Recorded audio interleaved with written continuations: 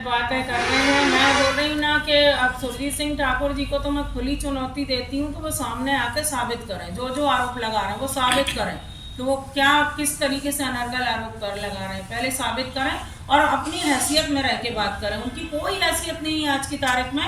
एक आध वार्ड से चुनाव लड़ें बिना पैसा बांटे और बिना दूसरी हरकतें किए। एक आध वार्ड से वो पार्षद का ही चुनाव लड़के दिखा दे तब हम मान जाएंगे।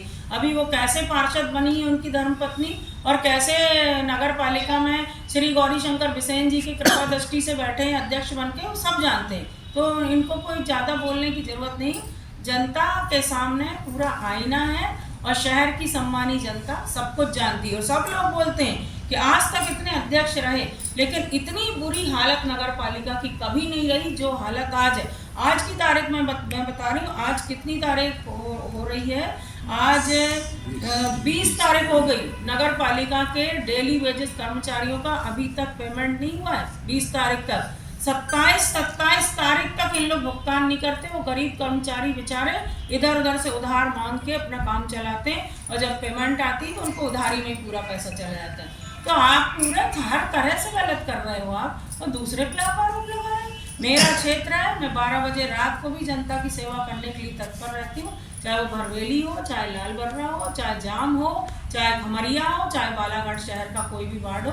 मैं जनता की सेवा में तत्पर हूँ और नगर पालिका क्षेत्र में जितने भी काम हो रहे हैं उनको देखना, उनमें अपने योगदान देना या अपनी भागीदारी दर्ज कराना, ये मेरी जिम्मेदारी। मैं अपनी जिम्मेदारी को निभा रही हूँ। आप सही हो तो मेरे साथ चलो ना किसी वार्ड में। आज तक बता दें भारती ठाकुर जी कहीं गई मेरे साथ किसी वार्ड के विजिट में? बल्कि अधिकारियों को डराया जाता है, कर्मचारियों को, इंजीनियर्स को डराया जाता है कि विधायक के साथ जाना नहीं, तुम लोग जाओगे तो तुम्हारे ऊपर कार्रवाई होगी। आपको याद होगा जब मेरा निर्वाचन हुआ उसके बाद मैंने पहली बैठक लेना चाहिए नगर पालिका में, तो कितना इन लोगों ने तमाशा किया था कि नगर पालिका में विधायक बैठक नहीं ले सकती।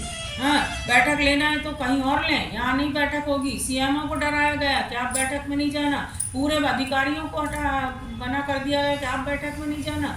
सम्मान समारोह हमारे पार्षद दल ने तय किया कि हमको सम्मान करना है क्षेत्रीय विधायक का, तो सम्मान के कार्यक्रम से सारे अधिकारी बड़े लेवल के सारे नदारद कर दिए गए। छोटे कर्मचारी डरते घबराते बसाए गुलदस्ता भेंट करने के लिए। तो क्या ये सोचना चाहिए क्या? इस तरह की हरकत होना चाहिए क्या? या आप ही लोग तय करिए, मैं क्या बोलूँ। मैं मेरे पारिवारिक मसले पे बोलने वाला कोई भी नहीं है। मेरे परिवार में अगर कुछ बोलना होगा आदरणीय मेरे पति देव बोलेंगे मुझे, वो मेरे नेता हैं, मार्गदर्शक हैं, मेरे सम्मानी है, सब कुछ है। लेकिन जहाँ तक पार्टी की बात आती है, मैं पार्टी के विचारधारा पे चलती हूँ क्योंकि मैं कांग्रेस पार्टी की सिपाही हूँ और कांग्रेस पार्टी के विचारधारा पे चलकर मुझे काम करना है।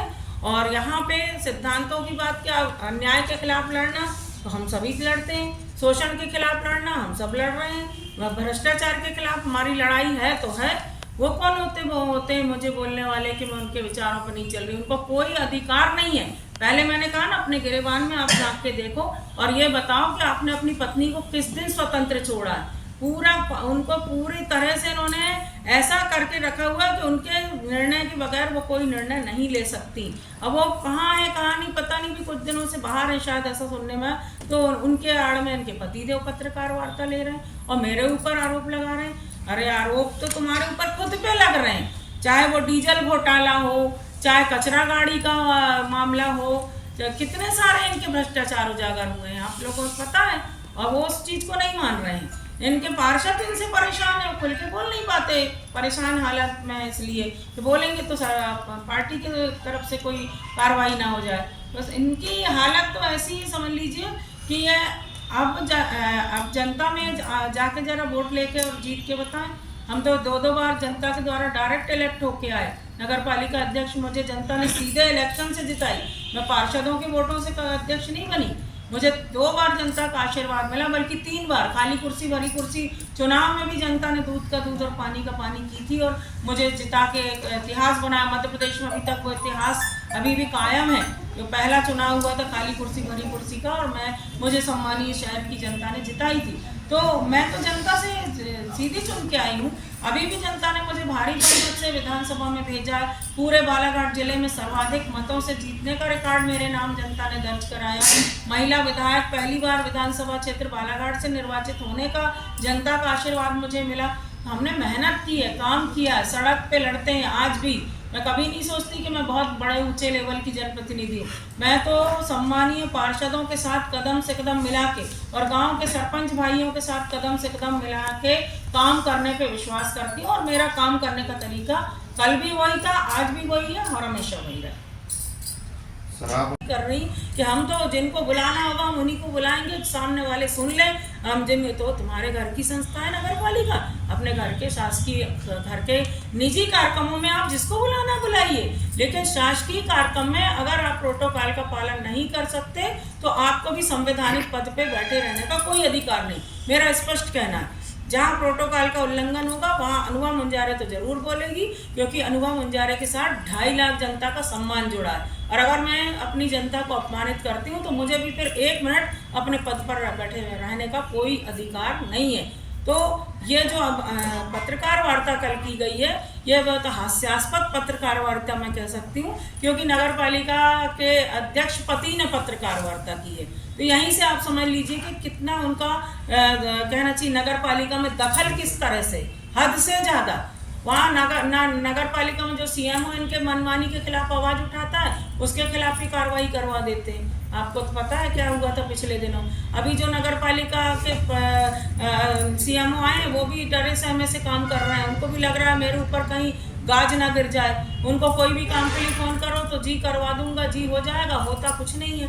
तो नगर पालिका पूरी अक्षम है, काम कुछ हो नहीं रहा, पूरा बंदरबाट चल रहा है। मैं फिर कह रही हूँ कि सुरजीत सिंह ठाकुर अगर मेरे ऊपर आरोप लगा रहे हैं तो आमने सामने बैठ के मेरे से चर्चा कर लें, पूरा दूध का दूध और पानी का पानी हो जाएगा। मैं तो प्रामाणिक बात करती हूँ, पूरे प्रमाण सहित बात करूंगी। मुझे सुरजीत सिंह ठाकुर जी से या उनकी श्रीमती जी से कोई व्यक्तिगत दुश्मनी नहीं है।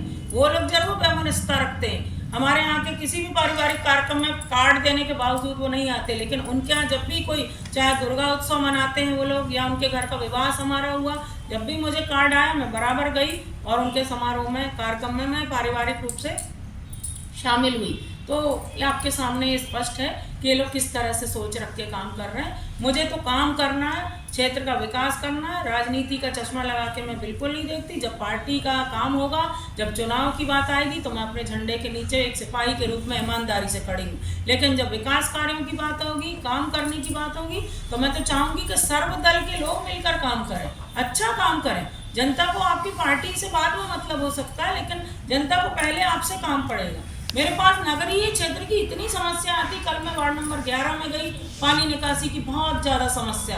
अब बहुतों के लोग मना के रुक गए, ठहर गए, लेकिन कोई सुनवाई नहीं हुई। लेकिन वो लोग कल मेरे पास आए, सम्मानीय नागरिक बंधु, वार्ड के पार्षद जी भी आए, हम लोग गए। हमने यही कहा उनसे, नगर पालिका के अधिकारियों से, कि आप अपने प्रशासनिक पावर का उपयोग करिए, किसी नेता की मत सुनिए, किसी के दबाव में मत आइए, किसी का मत सुनिए। आपके पास जो अधिनियम में, नगर पालिका एक्ट में जो पावर है उसका उपयोग करके आप ये जो पक्का निर्माण इसको तोड़िए और पानी निकासी की व्यवस्था करिए, नाली बनाइए आप लोग। तो मैं इस तरह से काम करना पसंद करती हूँ। और जो आरोप लगा रहे हैं वो अपने गिरेबान में झांक के देख लें, और जितनी बड़ी बड़ी बातें करते हैं, पूरी शहर की जनता जानती है कि वो एक नेताजी की कृपा दृष्टि से यहाँ बैठ गए, नहीं तो पार्षद बनने की भी हैसियत इनकी है नहीं। और वो क्या है, कैसे हैं, मुझे बताने की जरूरत नहीं, सब लोग जानते हैं इनके बारे में।